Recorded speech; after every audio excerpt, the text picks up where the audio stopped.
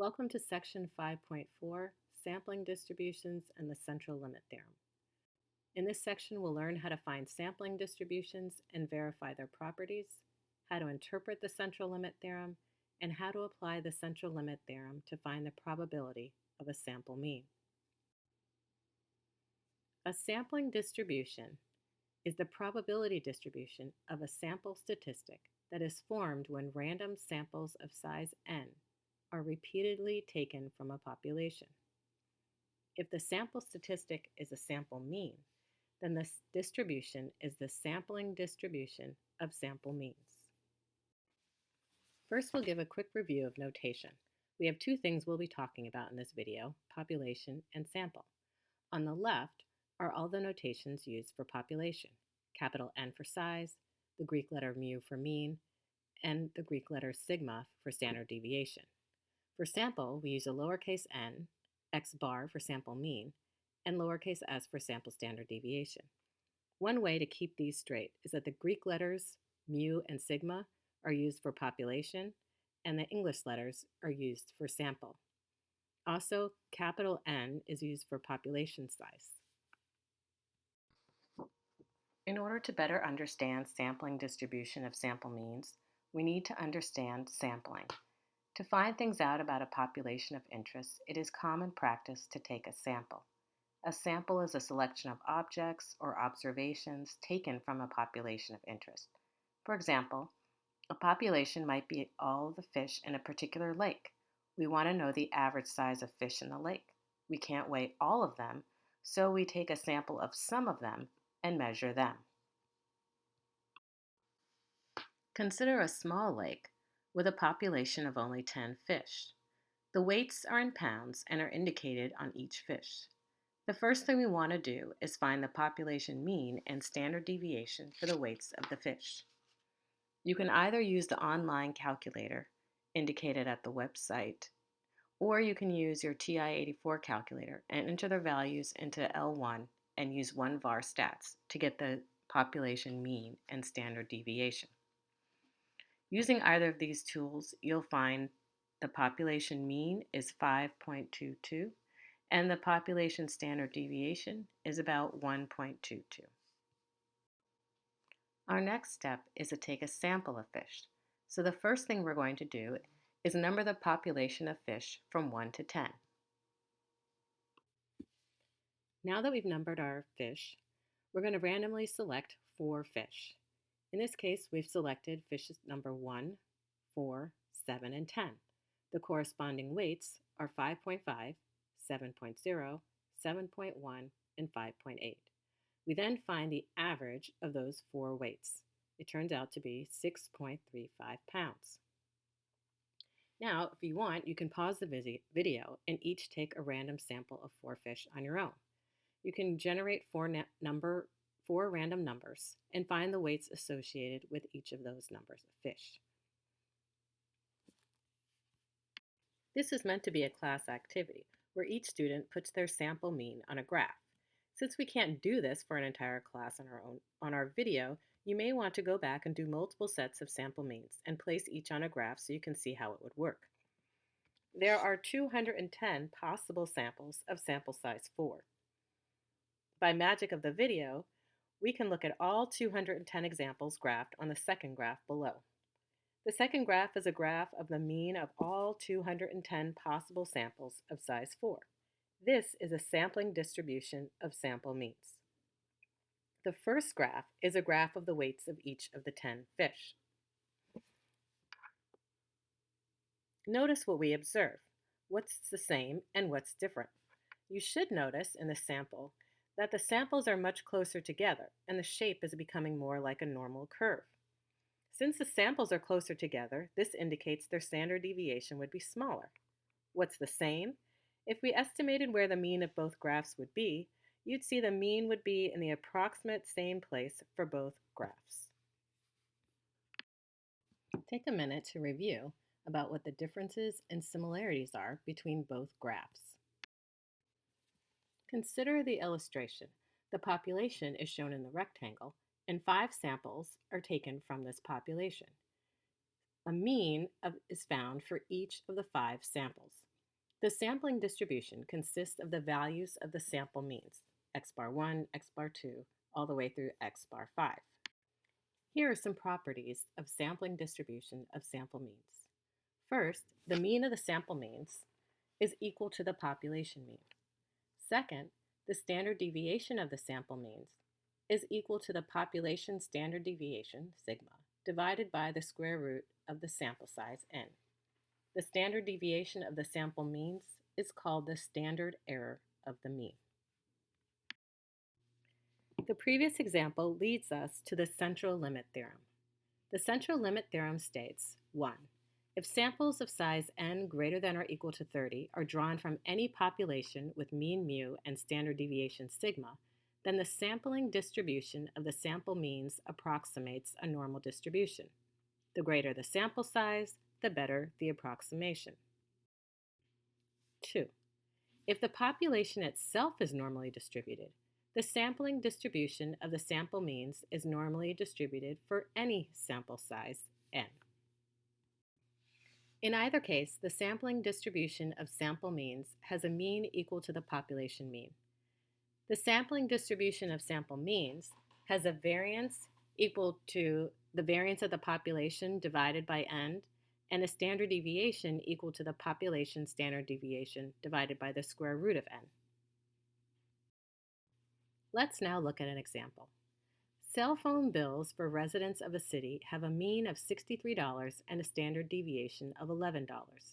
Random samples of 100 cell phone bills are drawn from this population, and the mean of each sample is determined.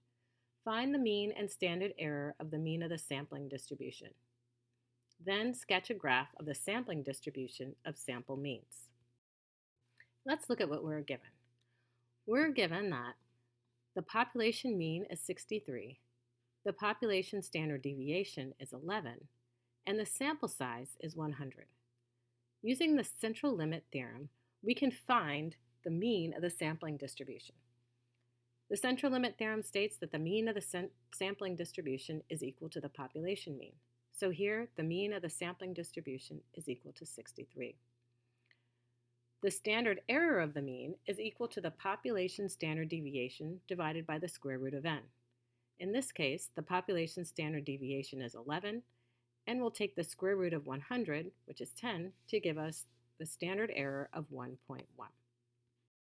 Since the sample size is greater than 30, the sampling distribution can be approximated by a normal distribution, with the sample mean of 63 and the standard error of 1.1. Notice that the mean of our curve is at 63.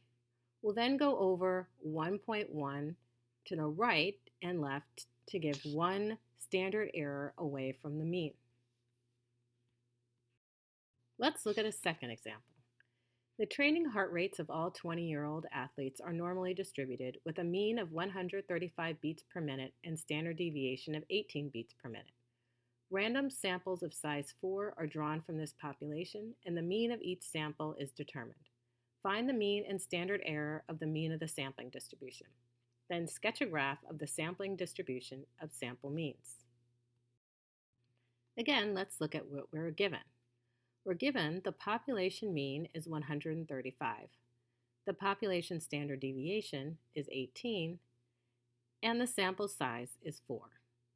Now we can use the central limit theorem in order to determine the mean of the sampling distribution and the standard error. The mean of the sampling distribution is equal to the population mean, which is 135. The standard error is equal to the population standard deviation divided by the square root of n. Here we have the population standard deviation is equal to 18 divided by the square root of 4 gives us 9. Since the population is normally distributed, the sampling distribution of the sample means is also normally distributed. Notice that the mean of the sampling distribution is 135, so we put that at the center of our normal curve. Our standard error is 9. Now we're going to learn how to apply the central limit theorem to find the probability of a sample mean. Consider the following example. The graph shows the length of time people spend driving each day. You randomly select 50 drivers aged 15 to 19. What is the probability that the mean time they spend driving each day is between 24.7 and 25.5 minutes? Assume that the population standard deviation is 1.5 minutes. In order to solve the problem, from the graph, we can see that the average time 15 to 19-year-olds spend driving each day is 25 minutes. We're also given that the population standard deviation is 1.5 minutes. We can use the central limit theorem to find the probability. From the central limit theorem, here the sample size is 50, greater than 30, we know the sampling distribution of sample means is approximately normal, with the mean of the sampling distribution equal to the population mean, which is 25, and the standard error equal to the population standard deviation of 1.5 divided by the square root of n, which is 50. So our standard error is approximately 0.21213. We can use the mean and the standard error to find the probability that the mean time the 50 drivers aged 15 to 19 spend driving is between 24.7 and 25.5. We'll use the normal CDF on our calculator in order to find this probability. Our lower bound is the 24.7, our upper bound is the 25.5, our mean is 25, and here we'll use our standard error of 0.21213. We plug that into our calculator and we'll find the probability is approximately 0.9121. Let's look at another example. An education finance corporation claims that the average credit card debts carried by undergraduates are normally distributed, with a mean of 3,173 and a standard deviation of 1,120. What is the probability that a randomly selected undergraduate who is a credit card holder has a credit card balance less than $2,700? Notice that in this question, we're asked to find the probability associated with a certain value of the random variable x. This is similar to problems we've done in section 5.2. In order to find probabilities for a random variable x, we use our normal CDF. So to find the probability that x is less than $2,700, we'll use normal CDF. Our lower bound is negative 99999. Our upper bound is 2,700. The mean is 3173, and the standard deviation is 1,120. Plugging that into our calculator, we get a probability of 0.3364. That probability is shown in the curve.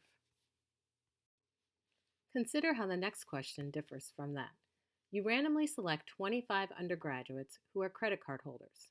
What is the probability that their mean credit card balance is less than $2,700? In this case, we're asked to find the probability associated with a sample mean, x bar. Now we need to use the central limit theorem. Well, according to the central limit theorem, the mean of the sampling distribution is equal to the population mean, which is 3173. The standard error is equal to the population standard deviation, 1,120, divided by the square root of n, which in this case is 25. So our standard error is 224.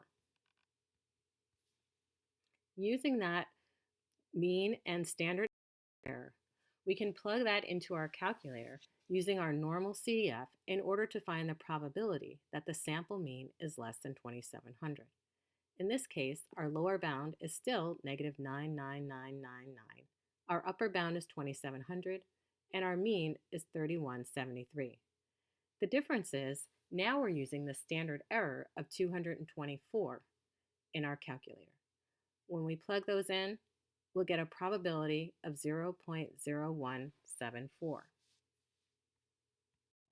The difference between the two parts of this example is that in the first case, there's a 34% chance that a randomly selected undergraduate will have a balance less than $2,700. In the second part, there's only a 2% chance that the mean of a sample of 25 students will have a balance less than $2,700. This is an unusual event. In sum, we've found sampling distributions and verified their properties, interpreted the central limit theorem, and apply the central limit theorem to find the probability of a sample mean.